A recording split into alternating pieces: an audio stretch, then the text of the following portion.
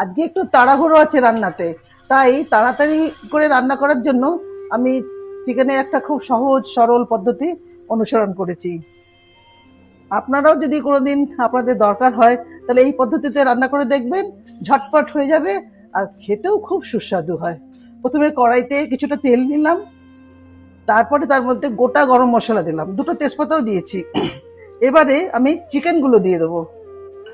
চিকেনগুলো কিন্তু ম্যারিনেট করিনি, কারণ ম্যারিনেট করে রাখতে একটু সময় লাগবে, তাই আমি ম্যারিনেট করিনি। এবার একটু নাড়াচাড়া করব। নাড়াচাড়া করে প্রথমে পেঁয়াজ বাটাটা দিয়ে দিলাম, একটা অল্প একটু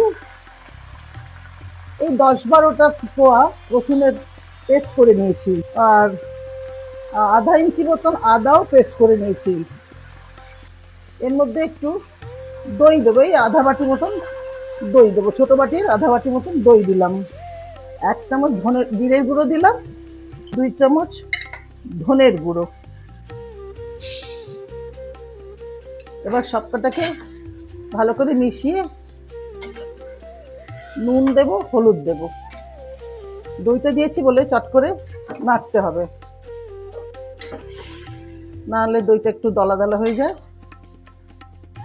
এবার নুন দেব, হলুদ দেব, এই 1 চামচ মতন হলুদ দিয়ে দিচ্ছি। যদি রং না হয় তাহলে পরে আর একটু দিয়ে দেবো।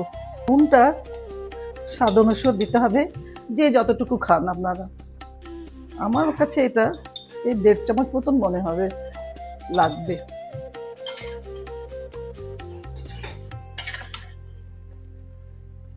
দু তিনটে কাঁচা লঙ্কাও দেবো, একটু শুকনো লঙ্কার গুঁড়োও দেবো, যাতে করে একটু রংটা ভালো হয়।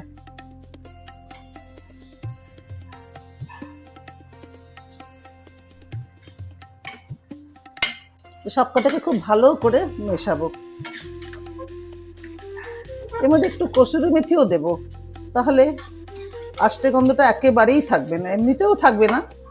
পেঁয়াজ, রসুন, আদা, ধনের গুঁড়ো, জিরের গুঁড়ো, গরম মশলা সবই দিয়েছি, এমনিতেও থাকবে না, তো ওটা দিলে আরেকটু বেশি ভালো হবে। এটা বেশ অনেকক্ষণ ধরে কষাতে হবে, যাতে করে তেলটা ছেড়ে যায়। ততক্ষণই কষাবো অবশ্য যতক্ষণে তেলটা ছাড়ে। আমি এবার একটু কসুরি মেথি দেবো,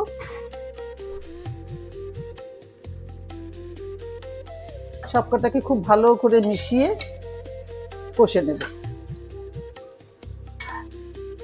ততক্ষণ কষাবো যতক্ষণ তেল না ছাড়ছে, তারপরে জল দিয়ে দেব। জল দিয়ে ঢেকে দেব। দেখুন মাংসটা কষা হয়ে গেছে, দেখুন মশলাটা বেশ ভালোই ভাজা হয়েছে আর তেলও বেরিয়ে এসেছে। এবারে আমি এর মধ্যে একটু গরম জল দিয়ে দেবো। জলটা আমি ফুটিয়ে রেখেছি, সেই জলটা দিয়ে আমি ঢেকে দেবো।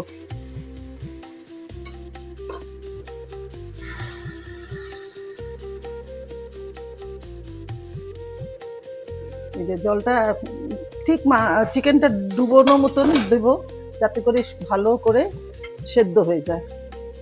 চিকেনটা ডুবিয়ে, কেন আমি কুকারে দিচ্ছি না, আপনারা চাইলে এখান থেকে এটাকে আবার কুকারেও ঢেলে দিতে পারেন, তাহলে আরও তাড়াতাড়ি হয়ে যাবে।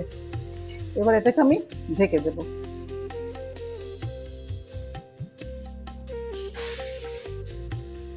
প্রায় আধা ঘন্টা পরে এবারে চেক করে দেখছি চিকেনটা সেদ্ধ হয়েছে কি না, কত দূর সেদ্ধ হয়েছে।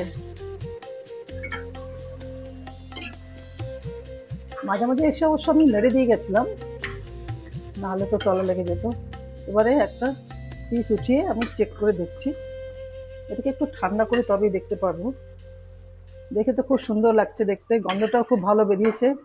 এখনো তো গরম মশলা দিইনি। বাহ, তো খুব ভালো সেদ্ধ হয়ে গেছে। বাহ, এটা খুলে এসছে, খুব সুন্দর সেদ্ধ হয়েছে। আর লাগবে না, এবার গ্যাসটা অফ করে দিচ্ছি। 1 চামচ ঘি দিলাম,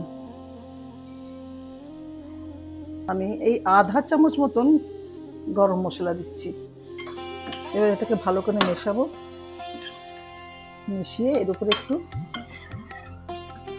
ধনে পাতা ছড়াবো, দেখতে সুন্দর লাগবে।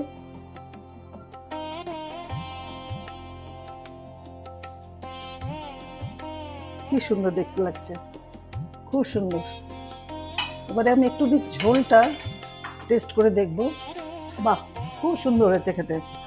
একদম পারফেক্ট, নুন ঝাল মশলা সব পারফেক্ট, কোনো আষ্টে গন্ধ নিয়ে ম্যারিনেট করিনি বলে কোনো আষ্টে গন্ধ নেই, কিচ্ছু নেই, খুব সুন্দর।